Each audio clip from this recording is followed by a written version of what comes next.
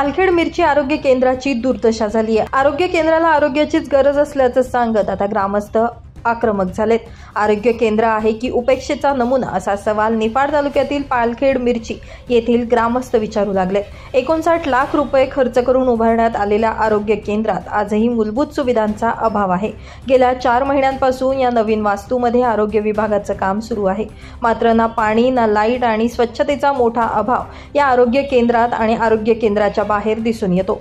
या ठिकाणी उघड्यावर नागरिक शौचालयाला बसतात। अत्यंत घाणीचं साम्राज्य या आरोग्य केंद्रासमोर असल्यानं मोठा मनस्ताप या ठिकाणी येणाऱ्या रुग्णांकडून व्यक्त केला जातोय। आरोग्य केंद्राच्या छताला मोठ्या प्रमाणात गळती सुरू झाली असून भिंतींना देखील तडे गेलेत। यावरून बांधकामाच्या दर्जावर मोठं प्रश्नचिन्ह उपस्थित केलं जातंय। बाहेर सुरक्षा कुंपण नसल्यानं जनतेला रुग्णालयाच्या परिसरातच उघड्यावर शौचास बसावं लागतं। काँग्रेस गवत आणि अस्वच्छता इतकी वाढली आहे की गर्भवती महिला आणि लहान मुलांना घेऊन आलेले पालक नाक दाबून आत शिरतात। या प्रकारामुळे ग्रामस्थांनी आक्रमक पावित्रा घेत संबंधित आरोग्य केंद्रालाच कुलूप लावत त्यामध्ये बांधकाम विभागाचे महाजन यांना बंद केलं होतं। मात्र बीडीओ आणि संबंधित ठेकेदार आणि काही अधिकाऱ्यांचे फोन आले।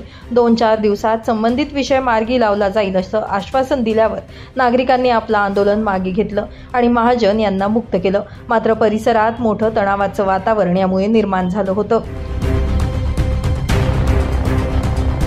प्रतिनिधी म्हणून माझं ग्रामपंचायतला मी वेळोवेळी तक्रार केलेली, परंतु सरपंच असतील किंवा इतर ग्रामसेवक असतील त्यांनी ह्या मागणीकडे सर्रासपणे दुर्लक्ष घेऊन परस्पर बिले काढणे किंवा कुठल्याही कामाचा लेखाजोखा न ठेवणे, कारण त्याच्यावर कुठलाही कंट्रोल न राहिल्यामुळे ह्या अशी अवस्था इथे तयार झाली।